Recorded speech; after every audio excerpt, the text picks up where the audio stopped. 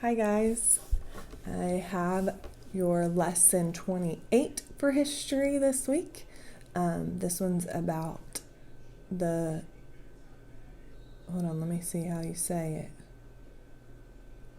The Sui and Tang dynasties. Sui? You're going to have to forgive me for a lot of the words in this lesson. I may not know how to say them, but I know you'll hang in there with me. All right, so let's dive into lesson 28 for this week. Zhongzhou, that is what the early Chinese called the land of China. It means Middle Kingdom because the Chinese believed that their country was in the middle, or the very center of the civilized world. If you studied Volume 1 of the Mystery of History, then hopefully you learned many things like this about China. But for this volume, it is our first look at this enormous country. We'll begin to learn today at least a few things that were going on in faraway China while Europe was struggling through the Dark Ages.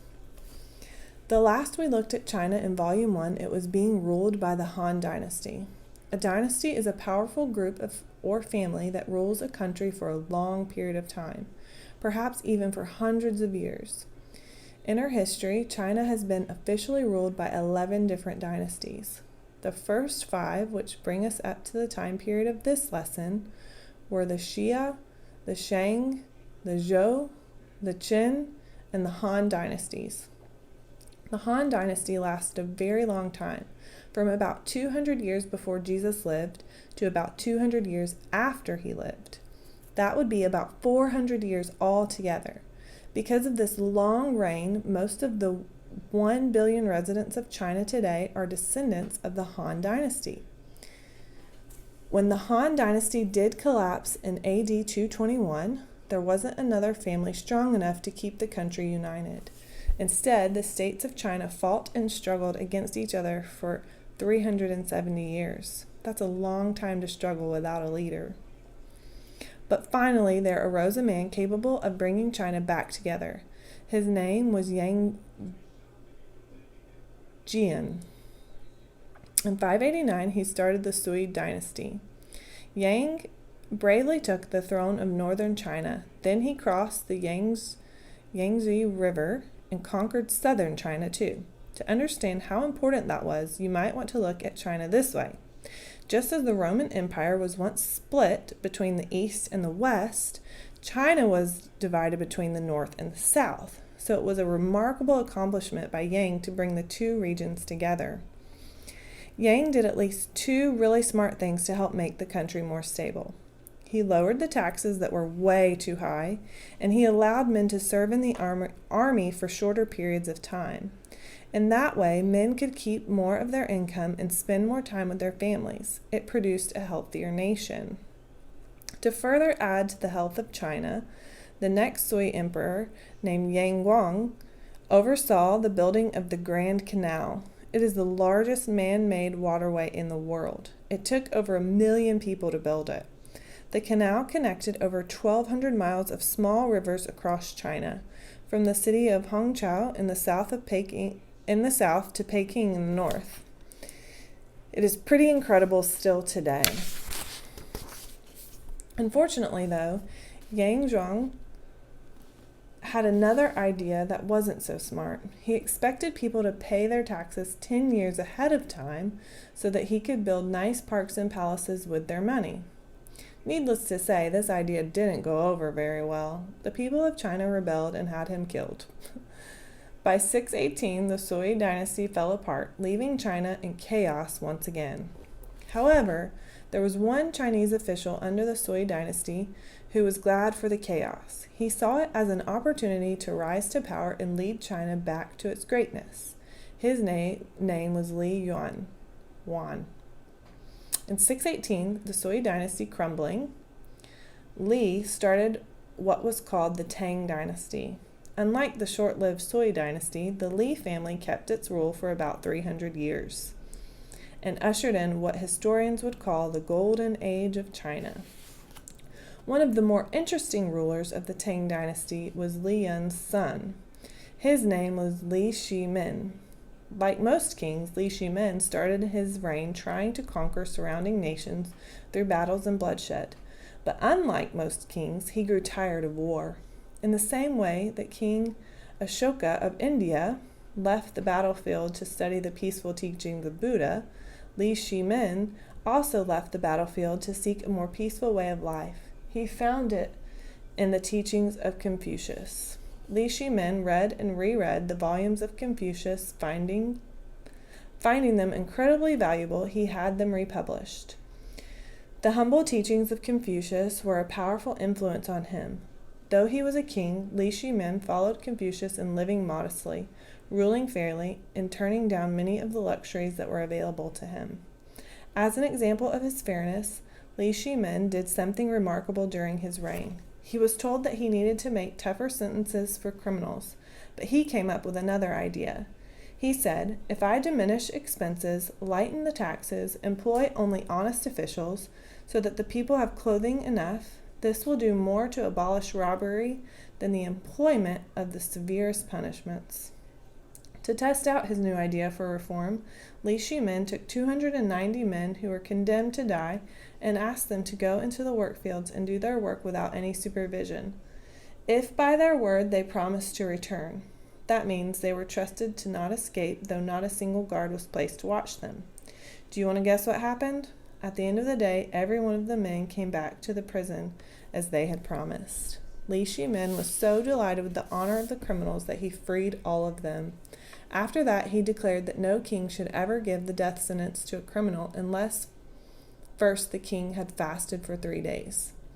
Though Li Shimen remained faithful to the teaching of Confucius all his life, he was very open to the philosophies of other religions.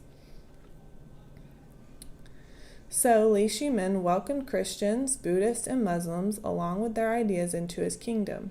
In fact, one of the oldest mosques in the world is in China. As is probably evident, Li Shimen was a good king for keeping China stable. When he died, the whole country grieved for him.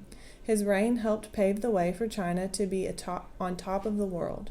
The beautiful capital he built in Chang'an, which is now the city of Xi'an, attracted great scholars, artists, scientists, poets, and musicians from all over the world. The city had its own banking system and well laid out streets. While Europe was groping through the Dark Ages, China was most definitely in her golden age. I might add here that Li Shimen employed one of China's most amazing women to be one of his concubines. Her name was Wu Zetian. After Li Shimen's death, Wu managed to become the only female ruler that China ever had. But her story is so fascinating that I'm saving it for another lesson. China was so advanced during the Tang Dynasty that a historian named Murdoch said it was the most progressive and the best governed empire on the face of the globe. What made China so brilliant? Many things made her the envy of the world. For one, the Chinese were comfortable, at least in their clothing they wore. With all the silk that was available to China, even the common man's clothes were soft and luxurious. Besides that, the Chinese had learned to heat their homes with coal and gas. Warmth in the winter makes almost everyone feel more comfortable. Furthermore, due to the success of trading things such as silk, corn, rice, and spices, wealth was abundant during the Tang Dynasty. This allowed even ordinary families to spend a little money on recreation and entertainment. Some people had boats just for the pleasure of traveling up and down the endless riverways of China. For real amusement, the Chinese figured out how to use gunpowder to make fireworks. In fact, fireworks were added to the Chinese New Year during the Tang Dynasty. During this fun festival, a giant man-made dragon is led through the streets with firecrackers popping because of the superstition that this will scare away evil spirits for the next year. While in Europe, the common man at this time was drinking... Thought I skipped a page. Sorry. While in Europe, the common man at this time was drinking a weakened form of beer or ale. The Chinese peasants were enjoying fine tea. With fancy porcelain cups and plates, the Chinese were beginning to treat the serving of tea like a beautiful form of art, and it has remained so for centuries. Additionally, creative poets, painters, jewelers, and inventors flourished in the big cities of China. Artists had enough resources to carve statues out of pure rubies. Fine gems were so plentiful that sometimes even the dead were buried on expensive beds of pearls. The famous Chinese artist named Wu Taoji painted over 400 frescoes during the Tang Dynasty. Though most have since been destroyed, his works are said to have been comparable in their beauty to those of Michelangelo.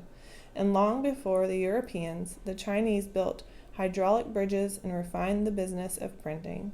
They also began the important task of writing medical encyclopedias. As you can tell, this really was a golden time for China. However, the Tang Dynasty did reach its end in 906. Warring neighbors eventually weakened it, but for the 300 years that it ruled very well. The Chinese can be proud of their strong heritage and of the era when they were the greatest empire in the world. All right. That was lesson 28 for you guys about China. I hope that you guys have had a good time this week and that you enjoy your Christmas break and celebrating the birth of Christ and his coming to us. It really is truly a great time to celebrate. So I hope you guys have a wonderful Christmas, and I look forward to seeing you guys or teaching you guys through video when the next semester starts. Merry Christmas!